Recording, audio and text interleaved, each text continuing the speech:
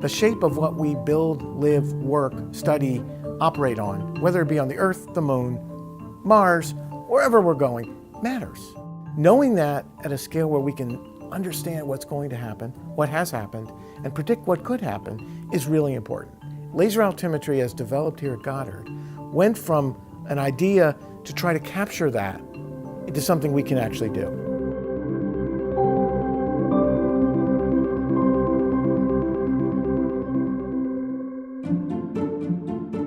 In 2018, NASA launched 2 next-gen Lidar missions specifically to look closely at our changing planet.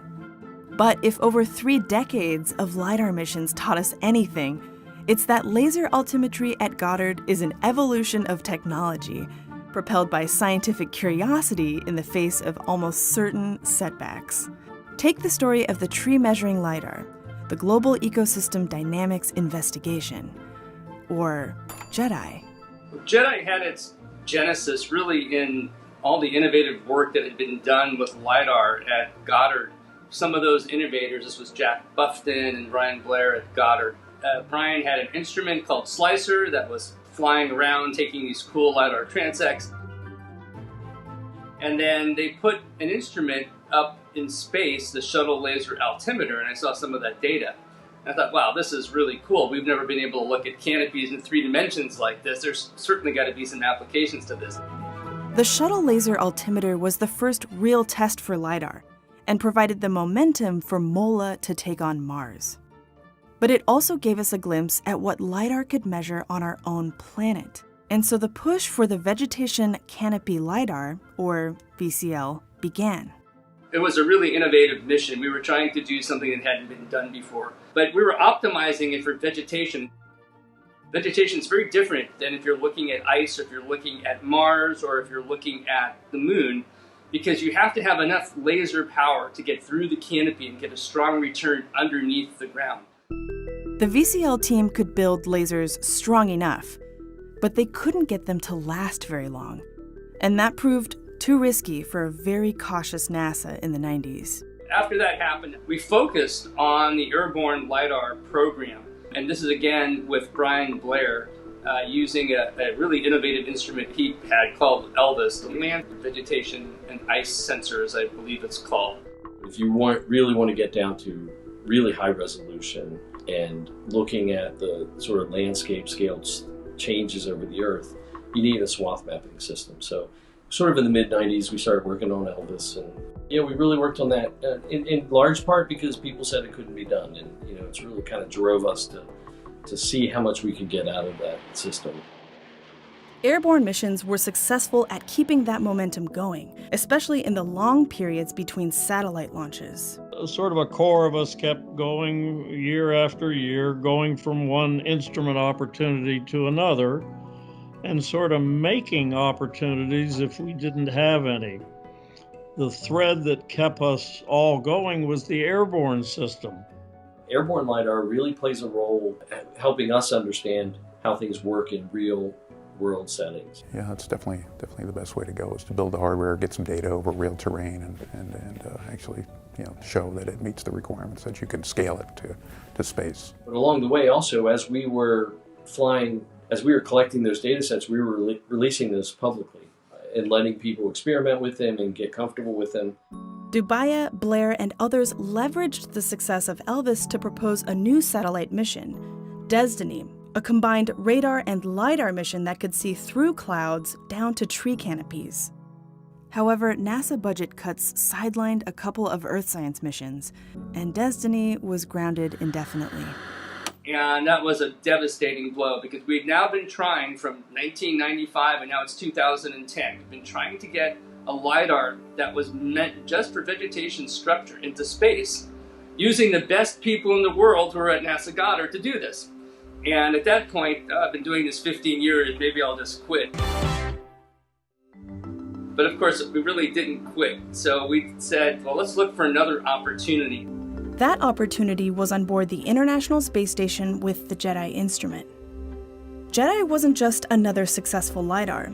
It was the end of a very long road, hard fought by scientists and engineers, dedicated to pushing the limits of what LiDAR could do. We've been really pretty happy about the success of JEDI thus far.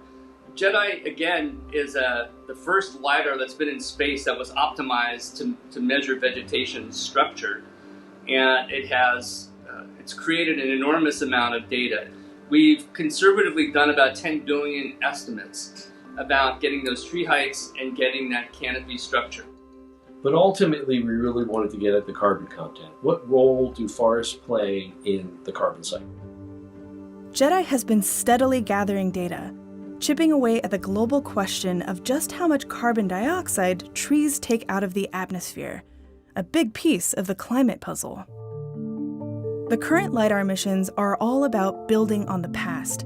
Things that we, in fact, have only just begun to think about from pictures, now we have the third dimension. ISAT will add the third dimension. ISAT-2 adds the third dimension, the elevation. Pushing the technology to get at deeper science questions.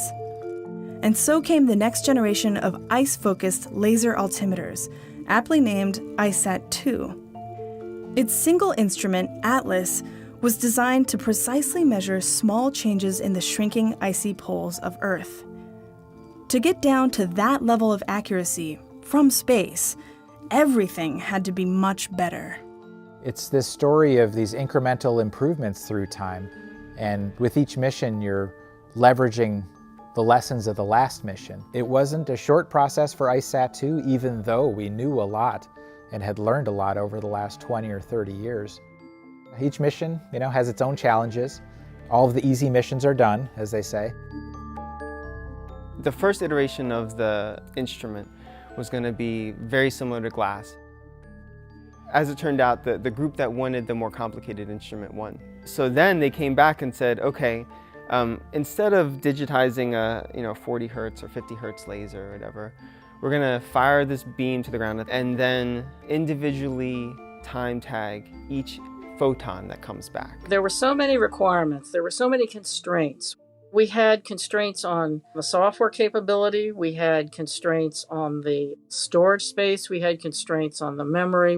By photon tagging, they had built the detector system and the detector electronics. They were it was like a fire hose of data coming into us. ATLAS has 6 beams, and it records elevations for each of those 6 beams 10,000 times a second, as long as there is reasonably clear skies that the laser light can go from the spacecraft to the ground and back again. The Earth is much more complicated to work with because of the clouds. The algorithm could easily be confused and start following, the cloud surface. I was the lead for the receiver algorithms team. The responsibility of making this work fell on my shoulders. I had sleepless nights, I have to tell you, thinking that I wasn't going to be able to make this work. In order to maximize the return from these data, a key component was determining the location on Earth of the laser bounce point, a process called geolocation. So what we do in geolocation, we get the position of the satellite really accurately, we get the pointing of the laser beam very accurately, and then we have the range from the altimeter, and we add all those together to give us where that bounce point came from. Without the geolocation, you have lots and lots of error, and you wouldn't be able to measure the change in the height of the ice sheets. We overcame what I think was fairly insurmountable problems, but everybody took their own piece of the puzzle and everybody worked it. ISAT-2 launched in 2018, and months later began gathering data that shed new light on how fast the ice sheets are changing, how thick the sea ice cover was in the Arctic, and even measured beneath the surface of the water, up to 30 meters, a kind of bonus science result for a team that worked tirelessly to push the limits of the ATLAS instrument. So you cannot just build just one LiDAR. You need a sustained team who's been building LiDAR for some time.